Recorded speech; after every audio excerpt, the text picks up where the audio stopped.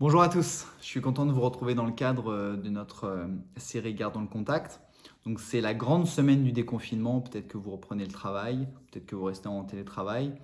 En tous les cas, voilà, que le Seigneur vraiment vous bénisse et comme on a pu l'entendre dimanche dernier, puisse vous donner la paix vraiment et d'agir vraiment par des convictions qui viennent de Dieu. Donc je voudrais partager avec vous une petite partie d'un livre que je lis en ce moment sur l'importance du Saint-Esprit dans notre vie.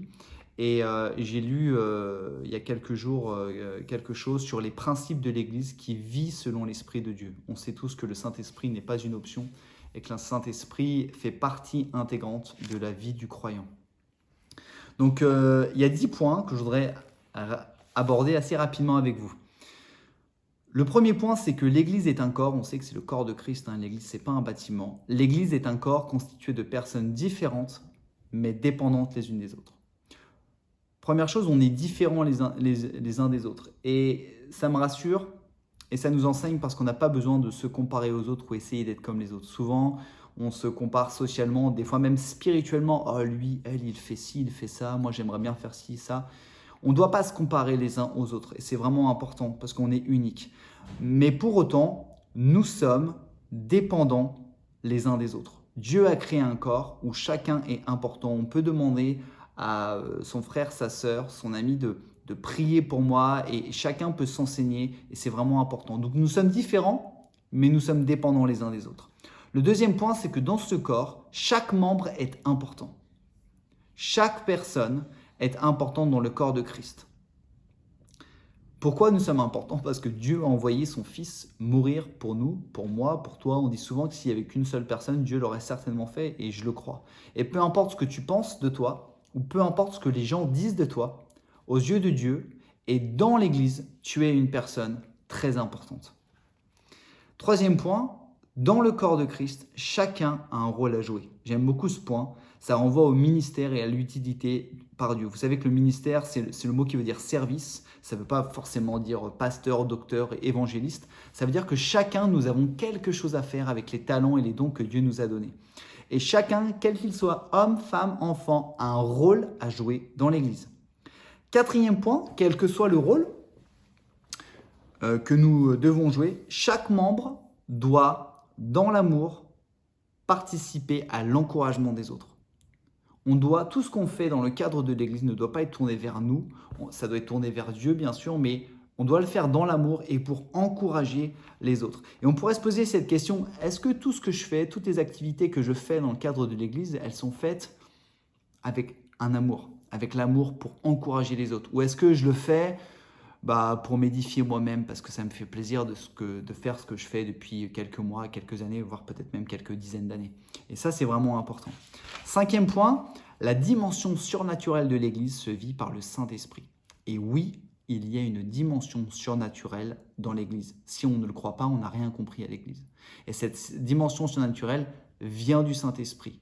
Le Saint-Esprit, quand nous sommes baptisés du Saint-Esprit, nous équipe et nous prépare pour cette dimension surnaturelle. C'est la raison pour laquelle on encourage chaque personne qui croit en Dieu à être baptisée du Saint-Esprit, à être remplie du Saint-Esprit afin de pouvoir utiliser les dons spirituels pour les autres et pas pour soi. Sixième point, nous avons besoin de sagesse et de discernement parce que toutes les manifestations surnaturelles ne viennent pas du Saint-Esprit.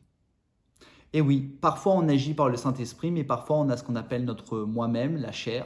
Et des fois, vous savez, on rajoute des petites choses. On arrondit des angles sur ce que Dieu vous nous demandait de faire ou de dire. Et bien en fait, ça ne vient pas du Saint-Esprit. Des fois, on fait des choses au nom de Dieu. On sait que l'histoire a montré des catastrophes qui ont été faites au nom de Dieu, alors que Dieu n'avait rien demandé. Et donc, on doit faire preuve de sagesse et de discernement pour cela. Septième point, chaque personne qui utilise un don de l'esprit. Donc je vous rappelle, il y a 9 dons de l'esprit que vous pouvez retrouver dans 1 Corinthiens 12 et 14, je crois.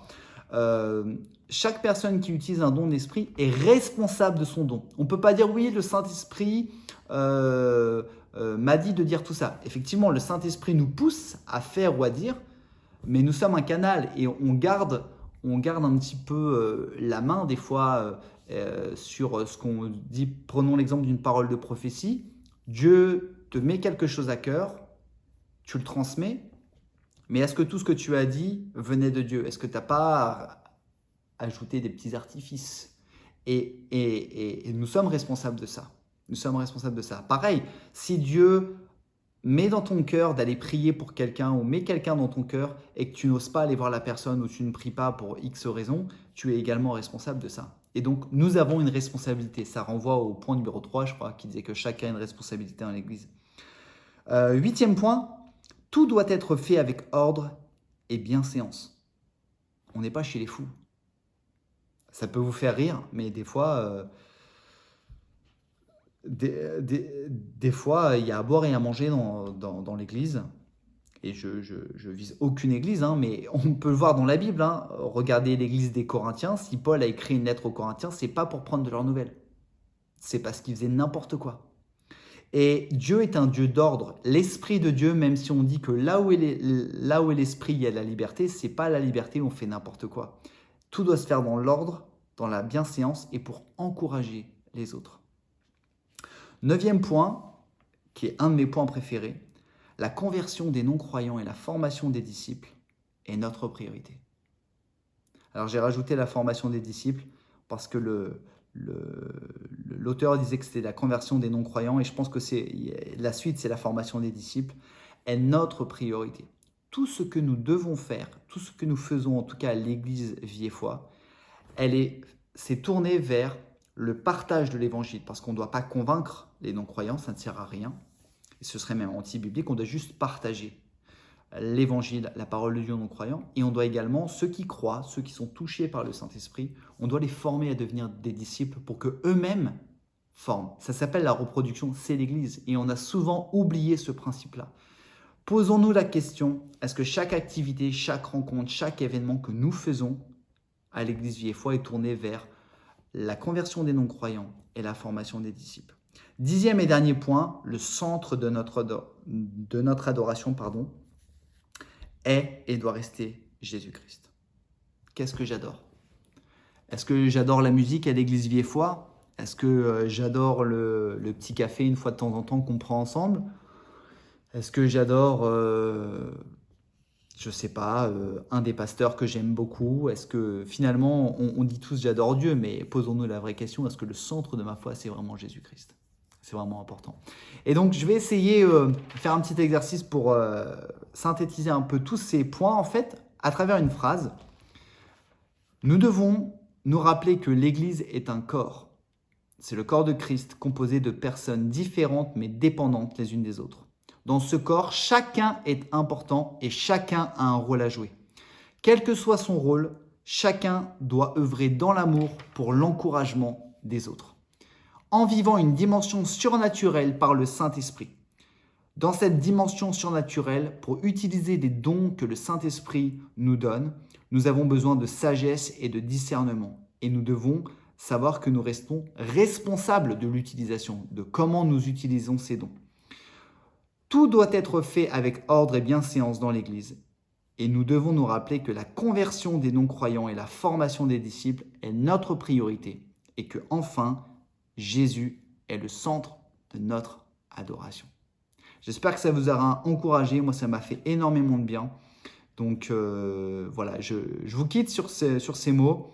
Que le Seigneur vous bénisse. On vous donne rendez-vous bien évidemment jeudi prochain pour le message d'exhortation et dimanche. Très bonne semaine à tous.